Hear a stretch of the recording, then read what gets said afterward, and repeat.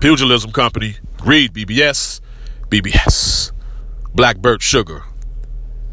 I'm the intelligent, wise on the mic. I will rise right in front of your eyes, cause I am a surprise. So I'ma let my knowledge be born to a perfection. All praises due to Allah, and that's a blessing. And with that said, shout out to Julian J. Williams. A round of applause for Julian J. Williams, the unified super welterweight champion. Can you believe that?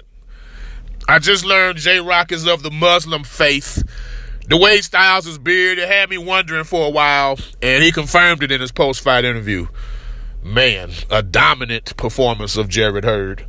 A dominant performance of Jarrett Hurd. He got a unanimous decision in Jarrett Hurd's backyard. That's probably the most impossible thing to do in boxing. You can get robbed in a man's backyard. You can knock a man out in his own backyard. But to get a unanimous decision against a man in his own backyard, that's gangster. That's gangster. And truth be told, those cards were a little closer. I think it was like 116, 112, 115, 113 twice. Those were closer than the fight actually was. So they were trying to get J-Rock, but ultimately, I mean, they couldn't possibly take it from him. That was the level of his dominance. Real quick, subscribe, comment. Let me know if you picked J-Rock. I only know of one person who literally put his foot down and picked J-Rock. So maybe you did and just didn't air it out. Sharing is caring. Sharing is caring. Love tap and or bitch slap that like button for your boy. But yeah, J-Rock, he undressed Jarrett Hurd. He exposed him, man. The Black Antonio Margarito, like I said. And it's to the point, Margarito is probably getting pissed off by that comparison. Like, for real. Jarrett Hurd, he doesn't see shots coming. He has this weird way where he jabs and looks down at the ground. He's getting hit with uppercuts as he's looking down at the ground. I don't know where his eyes are looking, but it's in the wrong place. He doesn't see the shots coming, which means he doesn't brace for the incoming shots. And he's eating these shots repeatedly all fight long. It's really a testament to his amazing chin. He's got an amazing chin. But the thing about beards is they can all get dented at some point, man. Most telling in this fight was Hurd's inability to impose his will upon J-Rock. I spoke in my last podcast of him deboing dudes and bullying them around the ring. And he tried to do that to J-Rock. And in previous fights, J-Rock was vulnerable to these tactics against bigger, stronger super welterweights. So props to J-Rock's strength and conditioning, because he held his ground. He outfought Hurd in the pocket, and he backed Hurd up consistently. No one predicted that. No one predicted he would stand in the pocket and just outfight Jarrett Hurd and back Hurd up. No one predicted that. Even if you're J-Rock's biggest fan, you didn't call that. Oh, no. Oh, no. Hooks with both hands, uppercuts, chopping right hands, thudding body shots, like body head, left hooks. J-Rock landed at will, man. He had Hurd cut over his eyes.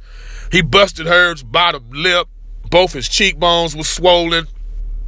Round two was really the entire fight in a nutshell. Round two was. So Hurd, he's leaning on J-Rock, who's against the ropes at the time. He's got his head on J-Rock's shoulder. So J-Rock nudges Hurd's head with his left shoulder, pivots, drills him with a right hand, and then drops him with a looping left hook. That was a microcosm of the whole fight. Mentally, physically, both in terms of his thought process and his ability to deliver and get off first, J-Rock was 2-3 steps ahead of Hurd all fight long. All fight long. Just 1 year ago today, think about it. 1 year ago today, Charlo versus Hurd unification was one of the bigger fights to be made in all of boxing. Just 1 year ago today. Now they both have L's. And they both lost to dudes who took knockout L's. Think about that. So we got Hurd, we got Harrison, Charlo, Lubin, J-Rock, Laura, Castaño, and they're all knocking each other off. They're all blemishing each other's records. Basically, 54 is wide open. Wide open. Before I get out of here, man, if you want to see passion and just how much a world championship means to fighters, I strongly encourage you to watch J-Rock's touching post-fight interview. He was so thankful, so appreciative. My man was in tears, and I didn't blame him at all. It was a real cool, heartfelt moment, man. It was good to witness. He also had a quote I liked. Boxing world, stop condemning fighters after they take a loss. That's what's up, man. And who better to make that statement than J-Rock, who's absorbed the loss, and now look at him. Hurd, I believe, has a rematch clause, but stylistically, man, Julian Williams is all wrong for him. So I wouldn't encourage Hurd to take that rematch for sure. J-Rock, he should target the Harrison Charlo 2 winner, even if it's Harrison again. Now, you know, J-Rock versus Harrison, that's not as sexy as a Hurd Charlo unification would have been.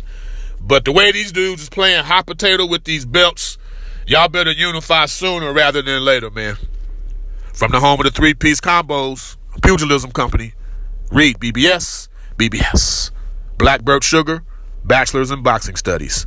When all is said and done, there's nothing left to say or do.